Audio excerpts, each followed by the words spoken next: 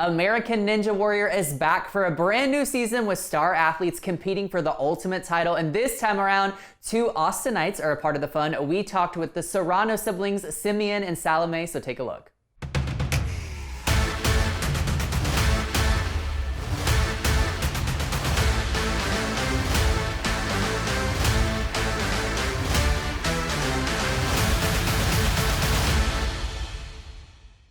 Let's start with this, you all. Why'd you want to compete on American Ninja Warrior? I'd say we grew up playing the sport. Well, he grew up mostly doing the sport. I started about 2 years ago.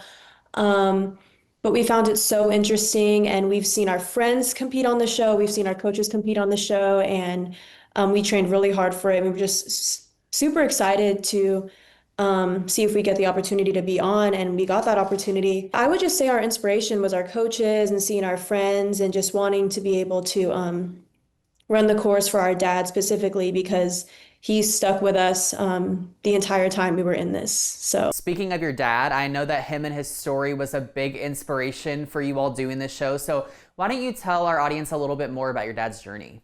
In 2023, my sister were at church, and we got a call from the Sacramento hospital that my dad had been in a explosion at an oil refinery. He was covered in third-degree burns because of like this burning oil that was all over his body, and he was hospitalized for 8 months, almost a year, honestly, and it took like 20 surgeries, maybe more, to get him where he is now.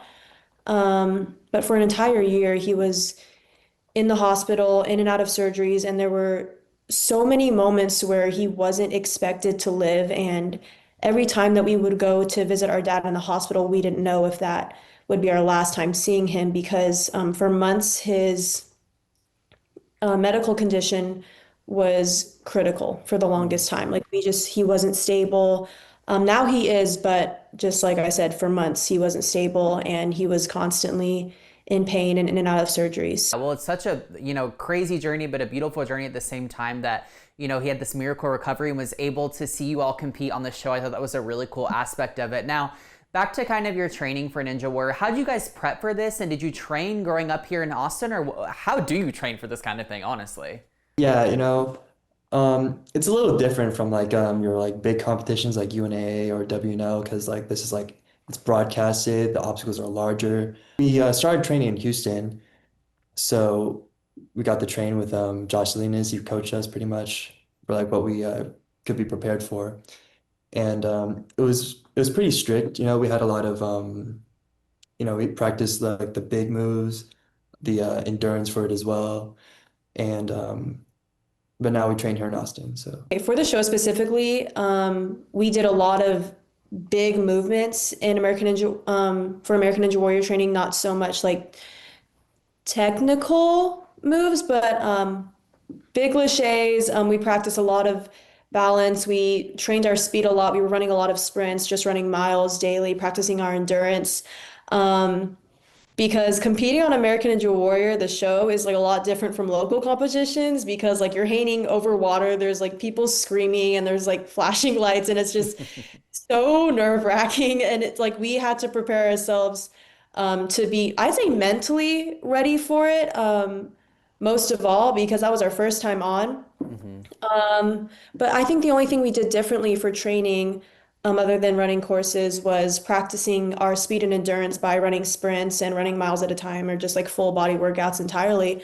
But yeah, that's about it for training. It's interesting to hear how much goes into it, because obviously it's a very kind of high stakes course. You're putting your body through a lot, so you obviously have to train. You can't just go into it, just willy-nilly. So Salome, for you unfortunately fell short a little over halfway through the course. So I'm curious for you, where do you think things went wrong, and what's the immediate emotion after dropping? I fell on, I think it was called a kite surfer, that obstacle. What went wrong was I lached to it. I was holding on, my grip was fine, and the mistake that I made was I readjusted my hands, but I only readjusted one hand. And in doing that, because you need to hold on with both hands to be stable, my grip slipped and I fell in the water. And my initial emotion was, "You idiot, why did you fall?" But oh my word. But like after like I fell in the water and I got out, I mean, being surrounded by like my friends and family and seeing that they supported me this entire journey. And even after I fell, just seeing how excited they were for me just for being on, I wasn't nervous. I didn't feel unaccomplished in any way. I was just happy to be there Yeah. and happy to see everyone that I love and competing with people from all over the world.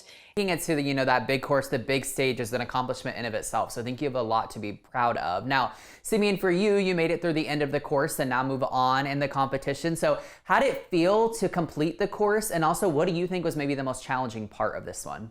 Honestly, the kaleidoscope, like the last obstacle, I was not expecting to make it through because like the second to last one, I was like I could barely hang on, but like for the last lache to the end, I was like I just have to hold on a little longer till I can get to the platform.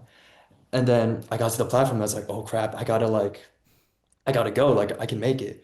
Then I hit the buzzer at the top, then I was like, it felt so surreal because like I never expected to make it that far. Salome, for you, would you consider trying again for the show, or how are we feeling nowadays about it? Oh, 100%. I'm 100% sending in another application because I genuinely need to hit that buzzer. I think I need to beat my brother. Like we need to be equal on that.